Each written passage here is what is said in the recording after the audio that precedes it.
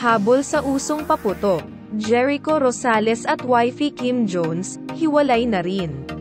Isang araw na lang New Year na pero heto pa mainit-init pa na pinag-uusapan sa iba't ibang plataporma ng social media ang humabol sa 2023 edisyon ng Hiwalayan Blues. Ang mag-asawang Jericho Rosales at modelong wifey nito na si Kim Jones. Kaya pala sa Instagram account ni Echo ay makikita mong borado na ang mga pictures ng kanyang asawa.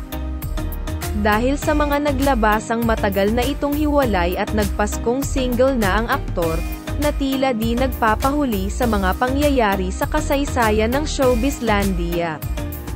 Kung saan ay sunod-sunod ang hiwalayan ng mga power celebrity couples. Pero itong mag-asawa ay visible pa naman noong Star Magic Ball, kaya walang nagduda na ito'y hiwalay na umano.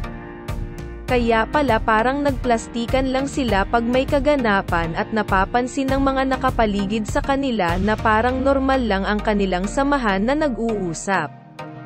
Nakipagbeso-beso sa mga kakilala pero wala na ang dating lambingan na taglay ng isang Jericho Rosales. Di lang ito nabalita sa mga marites. Ayon sa mga kumakalat na chika ay 3 taon na palang nasa proseso ang kanilang annulment case kung tutuusin ang pagsasama ng mag-asawa ay umabot ng 9 na taon. Kung saan ay naging matagumpay naman ang kanilang pagsasama kahit di sila nabiyayaan ng anak. Kaya sa business ni Echo na Kuya Jay nag-focus ang aktor para palaguin ito at nagtagumpay naman ang mag-asawa na lusutan ang dumating na pandemic pati na ang ibang kinaharap sa kanilang pagsasama. Sa ngayon wala pang pahayag sa kanilang kampo pero visible itong si Echo sa mga car shows kung saan ay nahilig ito sa sports car na may chicks daw itong kasama pero di naman seryoso ang pambansang pogi na hawak niya nung binata pa ito. Kaya madami ang kababaihan at mga kabadingan ang humabol sa kanyang kadakilaan.